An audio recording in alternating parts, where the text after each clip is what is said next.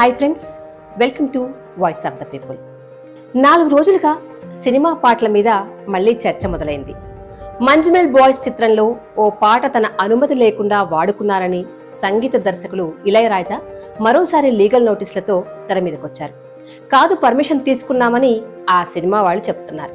అయితే పర్మిషన్ తీసుకున్న సంస్థ నుండి తన రాయల్టీ హక్కులను వెనక్కి తీసుకున్నారని ఇళయరాజా వాదన. అయితే ఇది లీగల్ గా తేలాల్సిన విషయమే.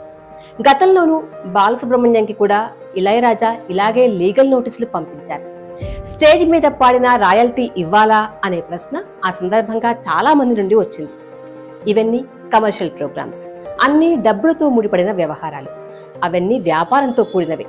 ఇళయరాజా బాలసుబ్రహ్మణ్యం మధ్య సుదీర్ఘకాలం నుండి కొనసాగుతున్న స్నేహం ఓ కమర్షియల్ ప్రోగ్రాం కారణంగానే ఎందుకు పాడైందనే దాని గురించి సినిమా వర్గాల్లో కూడా అనేక అభిప్రాయాలు వ్యక్తమవుతున్నాయి.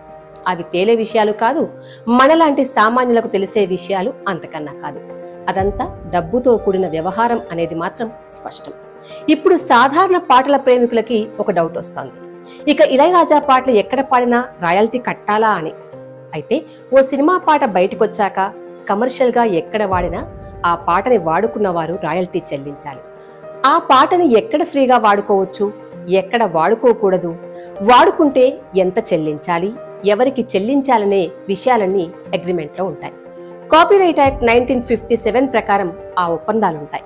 ఓ సినిమాలో తన కథకి తగ్గట్టుగా పాటలు రాయించుకోవాలనే నిర్మాతనో దర్శకుడో ఆలోచించడం దగ్గర ఓ పాట ప్రయాణం మొదలవుతుంది. ఒక సినిమాకి కథని ఎంచుకుంటారు, ఆ కథకి తగ్గట్టుగా స్క్రీన్ ప్లే రాయించుకుంటారు, అందుకు తగినట్టుగా ఏ సన్నివేశంలో పాట ఉంటే బాగుంటుందో అనుకుంటారు, ఆ పాట ఎలా ఉండాలో ఆలోచిస్తారు, గీత రచయితకి అదే మాట చెప్తారు, అందుకు తగ్గట్టుగా మ్యూజిక్ కంపోజిషన్ చేయమని మ్యూజిక్ కంపోజర్ని అడుగుతారు, ఎవరు పాడితే బాగుంటుందో ఆలోచిస్తారు. ఇక్కడ ఎవరితో పాడించాలనేది ఎవరు డిసైడ్ చేస్తారనే దానికి కూడా గీతలు గీసినట్టు ఏమీ ఉండకపోవచ్చు. మ్యూజిక్ కంపోజర్స్ ఎక్కువసార్లు నిర్ణయాధికారం తీసుకున్నా ఇతరుల ప్రయారిటీస్ ప్రకారం కూడా గాయకుల ఎంపిక ఉండొచ్చు. ఎంతో మంది వాయిద్యకారులు మ్యూజిక్ అందిస్తారు. కోరస్ ఇచ్చే గాయకులు కావాలి, రికార్డింగ్ చేయడానికి స్టూడియో కూడా కావాలి. ఆ స్టూడియో వాడుకున్నందుకు డబ్బులు కట్టాలి, ఆ డబ్బులు నిర్మాతే కట్టుకోవాలి. సినిమా అంతా పూర్తి కావడానికి ఇంకా చాలా పని ఉంటుంది. అదంతా పూర్తయి సినిమా రిలీజ్ అవుతుంది.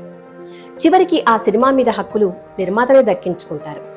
ఆ సినిమా మీద వచ్చే లాభాలు, రాయల్టీలు ఎవరికి ఎంత వాటా అనేది ఆ నిర్మాతకి, ఆ ఒప్పందాలు చేసుకున్న వాళ్ళకి మధ్య ఆధారపడి ఉంటుంది. ఈ ఒప్పందాలు చేయడం కోసం కొన్ని సంస్థలు పనిచేస్తున్నాయి. కాపీరైట్ యాక్ట్ ప్రకారం వాళ్ళ ఒప్పందాలుంటాయి. ఆ ఒప్పందాలు ఉల్లంఘనకు గురైనప్పుడు అందులో హక్కుదారులైన వాళ్ళెవ్వరైనా న్యాయం కోసం కోర్టుకెళ్లొచ్చు. వేలాది పాటలకు ఇళయరాజా సంగీతం అందించారు. తాను కంపోజిషన్ చేసిన ఏ పాటలకు ఎలాంటి ఒప్పందాలు చేసుకున్నారో మనకెవ్వరికీ తెలిసే అవకాశం లేదు. ఇలాంటి ఒప్పందాల వ్యవహారాలను చూసుకునే సంస్థ ఒకటి దేశంలో చాలా కాలంగా పనిచేస్తోంది. Indian performing rights society limited, IPRS 1969 August 23 నుండి పనిచేస్తోంది. ప్రస్తుతం సినీ గేయ రచయిత జావేద్ అఖ్తర్ ఈ సంస్థకి చైర్మన్ గా పనిచేస్తున్నారు. ఇందులో పెద్ద పెద్ద దిగ్గజాలే బోర్డు సభ్యులుగా కూడా ఉన్నారు. ప్రస్తుతం Sony music managing director Din Raj Shetty, Saregama India managing director Vikram Mehra, T series chairman and managing director Bhushan Dua, Ultra distribution privates limited managing director Sushil Kumar Agarwal, studio H managing director Harish Jayaraj, Aditya music India private limited ప్రతినిధి ఆదిత్య గుప్తా, టైమ్స్ మ్యూజిక్ మందర్ ఠాకూర్, సినీ రచయితలు సమీర్ అంజన్, మయూర్ పురి, దేవరాజ్ సన్యాల్, జీత్ గంగూలీ, సమీర్ సేన్, నీరజ్ కళ్యాణ్ లాంటి వాళ్లతో పాటు తెలుగు సినీ గేయ రచయిత చంద్రబోస్ కూడా ఉన్నారు. సినిమా రంగంలో ఎక్కువ ఒప్పందాలు ఈ సంస్థనే చూసుకుంటుందని సినిమా వర్గాల వాళ్ళు చెప్తున్న మాట. అందుకే వ్యక్తులుగా బయటకొచ్చి తమ రాయల్టీ గురించి మాట్లాడేవాళ్లు చాలా అరుదుగా ఉంటారు. ఐపీఆర్ఎస్ లో ఉంటే అన్ని వ్యవహారాలు ఐపీఆర్ఎస్ఏ చూసుకుంటుంది. ఇళయరాజా ఈ సంస్థల నుండి బయటకు వచ్చాడని సమాచారం. ఎంతో మంది సృజనాత్మక కళాకారుల ఆలోచనలు, కష్టం కలగలిసి ఇలా ఒక సినిమా తయారై బయటకు వస్తుంది. చెప్పాలంటే సినిమా కంటే ముందు పాటలే బయటకు వస్తాయి, పాటలే మనకి వినిపిస్తాయి.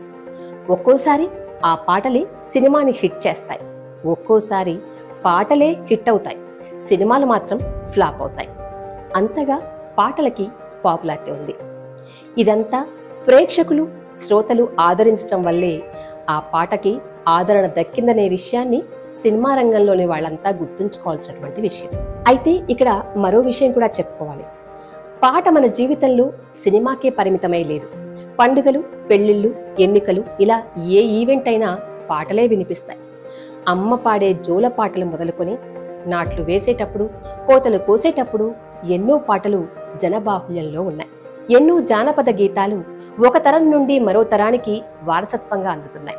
అయితే ఈ పాటల మీద ఎప్పుడూ హక్కుల గురించి చర్చ జరగదు. అవి జనం పాటలు, ప్రజల పాటలు. ఇలాంటి ప్రజల పాటల్ని కూడా వ్యాపారం కోసం వాడుకున్న సందర్భాల్లో మాత్రం వివాదాలు చెలరేగాయి. ఆ మధ్యకాలంలో సారంగ దరియా పాటను సుద్దాల అశోక్ తేజ గారు ఓ సినిమా కోసం రాశారు. అయితే ఆ పాట ఓ జానపద పాటల ప్రోగ్రాంలో ఓ సింగర్ పాడింది. ఆ గాయని ఆ పాట మీద తనకు హక్కులున్నాయని, ఆ పాట తన పెద్దవాళ్ల నుండి నేర్చుకున్నానని వివాదానికి తెరతీసింది. ఈ ఒక్క పాటే కాదు, చాలాసార్లు సినీ గేయ రచయితలు జానపద బాణీలు పాటలు వాడుకుంటారు. అందుకు సినీ నిర్మాతల నుండి తమ వంతు పారితోషికాలు తీసుకుంటారు. మరి ఆ జానపద బాణీలను పరిచయం చేసిన కళాకారులకు అందులో వాటా ఇస్తారా అంటే అది మనకు తెలియదు. పైగా ఆ జానపద గాయకులకు లీగల్గా ఫైట్ చేసే శక్తి ఉండదు. అందుకే అడిగే సందర్భాలే చాలా తక్కువగా ఉంటాయి. ఇలా జానపద బాణీలను, సాహిత్యాన్ని వాడుకున్న సినిమాలు ఎన్నో ఉన్నాయి. తాము కంపోజ్ చేసిన నవరసం పాటను కాపీ చేసి కాంతారా చిత్రంలో వరాహ రూపం పాటను కంపోజ్ చేశారని ఆ మధ్యకాలంలో కేరళ మ్యూజిక్ బ్యాండ్ తాయికుడం బ్రిడ్జ్ కోర్టుకెక్కింది. ఇలాంటి వివాదాలు అప్పుడప్పుడు వినిపిస్తూనే ఉంటాయి. ఇలాంటి హక్కుల చర్చలెప్పుడు సినిమా పాటల గురించే జరుగుతుంటాయి. కారణం, సినిమా ఒక బిజినెస్, అది మనందరికీ తెలిసిందే. ఇక్కడంతా డబ్బుల లెక్కలే. పాట రాసినా, పాట పాడినా, మ్యూజిక్ కంపోజ్ చేసినా అంతా డబ్బుల లెక్కలే. ఆ డబ్బుల వ్యవహారం ఒక సినిమాకి పాట రాయడంతోనో, పాడటంతోనో, సంగీతం అందించడంతోనో ముగిసిపోరు. తర్వాత కూడా ఆ పాటని కమర్షియల్గా ఎవరు వాడుకున్నా ఆ లెక్కలు కొనసాగుతూనే ఉంటాయి. హక్కుల్లో భాగంగా వాటాలు అందుతూనే ఉంటాయి. ఎక్కడ ఆ చైన్ బ్రేక్ అయినా ఇదిగో ఇలాంటి లీగల్ నోటీసుల గొడవ జరుగుతూనే ఉంటుంది. రాయల్టీలు, పేటెంట్ల విషయానికి వస్తే చట్టం ప్రకారం ఒక పుస్తకం రాసే రచయితకి తాను రాసే అక్షరాల మీద 60 ఏళ్ల వరకు హక్కు ఉంటుంది. కొన్ని దేశాల్లో ఒక విత్తనాన్ని సాంకేతికంగా అభివృద్ధి చేసిన కంపెనీకి కూడా 20 ఏళ్ల వరకే ఆ టెక్నాలజీ మీద హక్కు ఉంటుంది. ఎవరికైనా దేని మీదైనా చట్ట ప్రకారం కూడా కొంతకాలమే హక్కుంటుందనేది ఒక వాస్తవం. తరతరాలు, యుగయుగాలు ఆ రాయల్టీలు పొందే హక్కు ఉండదు. ఒక నిర్ణీత కాలం దాటాక వాటన్నింటి మీద హక్కు ప్రజలది, సమాజానిది.